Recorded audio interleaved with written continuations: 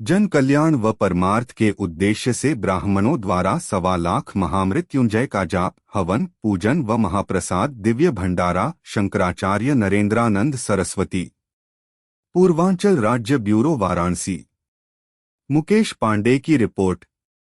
वाराणसी 80 डुमराव बाग colony स्थित काशी सुमेरु पीठ के शंकराचार्य स्वामी नरेंद्रानंद सरस्वती के नेतृत्व में जन कल्याण व परमार्थ के उद्देश्य से ब्राह्मणों व बटुकों द्वारा 1.25 लाख रुद्राभिषेक का जाप, हवन, पूजन व महाप्रसाद दिव्य भंडारा का आयोजन किया गया।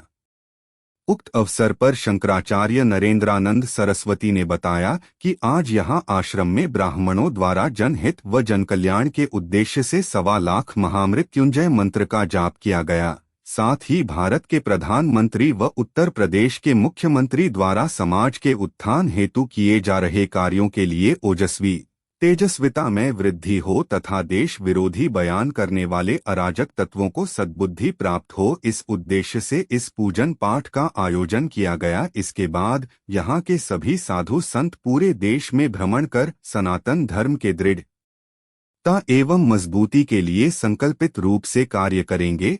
इसी में आज यहाँ पर साधुओं द्वारा पदयात्रा करते हुए सनातन धर्म के प्रचार के लिए पूरे भारत में भ्रमण करेंगे। सनातन धर्म की दृढ़ता वर्तमान के नितांत आवश्यकता है। भारत का मस्तक ललाट कश्मीर था। आज कश्मीर में पुनः 370 और 35 दफन हो चुका है, उसे लोग पुनः लाने का प्रयास कर रहे हैं।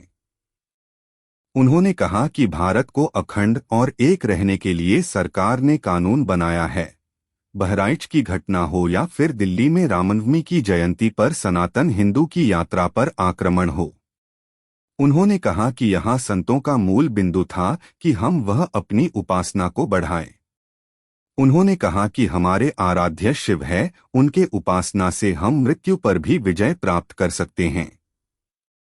उन्होंने कहा कि हिंदू समाज विभाजित विखंडित ना हो, इसके लिए हम पूरे देश में यात्रा करेंगे।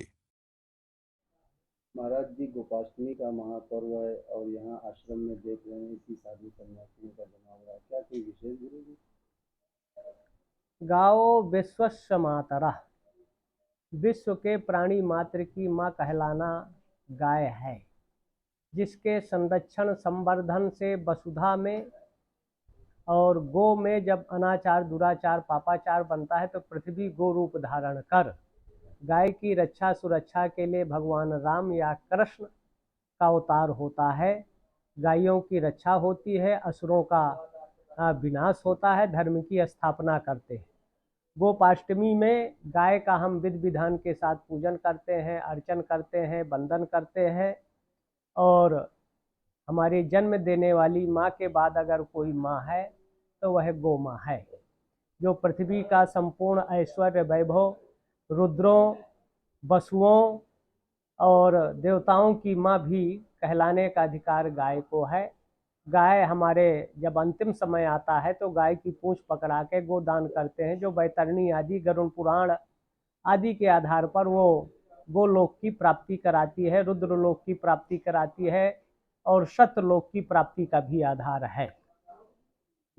महाराज जी, भारतीय राजनीति की विचित्रता है कि इसमें गौ, ब्राह्मण, इन सनातन, इन सब चीजों को बड़ा बार बार इसमें लाया जाता है। क्या कहेंगे गुरु जी, गौ को सनातन राजनीति से जोड़ना चाहिए?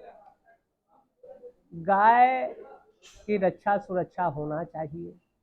जितने बूचड़ खाने हैं इसमें एक गाइडलाइन जाना चाहिए, भारतीय नस्ल की गाय का कत्लेआम ना हो, उसकी रक्षा हो। वैसे हमारे उत्तर प्रदेश सरकार के योगी, मध्य प्रदेश, राजस्थान, छत्तीसगढ़, हरियाणा, जहाँ जहाँ भाजपा शासित राज्य है वहाँ गाय हत्या पूर्ण रूप से प्राय प्रतिबंधित है। सेंट्रल गवर्नमेंट को भी इस पर विचार करना चाहिए। और 7 नवंबर 1966 हमारे गो भक्तों पर कांग्रेस ने गोलियां चलवाया था, हजारों लोग शहीद हुए थे। धर्म सम्राट स्वामी करपात्री जी महाराज उस समय तत्कालीन राजनीति में अटल बिहारी ने कहा था कि भाई गाय की ये सब होना चाहिए। अडवाणी ने भी, मोदी जी भी एक ऐसे प्रधानमंत्री हैं जो गो पालन करते हैं। प्रधानमंत्री निवास में गायों के लिए जगह जगह गौशाला भी खुलवाया सरकार ने उत्तर प्रदेश, उनकी व्यवस्थाएं भी लेकिन कुछ त्रुटियों के चलते कुछ भ्रष्ट बेईमान अधिकारी हैं जो पैसा हजम कर जाते हैं, कई गायें मर जाती हैं, इसलिए उन कर्मचारियों पर भी कार्रवाई होना चाहिए। और जहाँ तक ब्राह्मण का काम है, ब्राह्मण सदैव समाज का नेतृत्व मार्गदर्शन करता रहा और वर्तमान परिस्थितियों में अगर सनातनी हिंदू एक नहीं होंगे, राजनीतिज्ञों के एजेंट के रूप में कार्य करेंगे, तो उनके वजूद अस्तित्व पूरे सनातन पर खतरा है।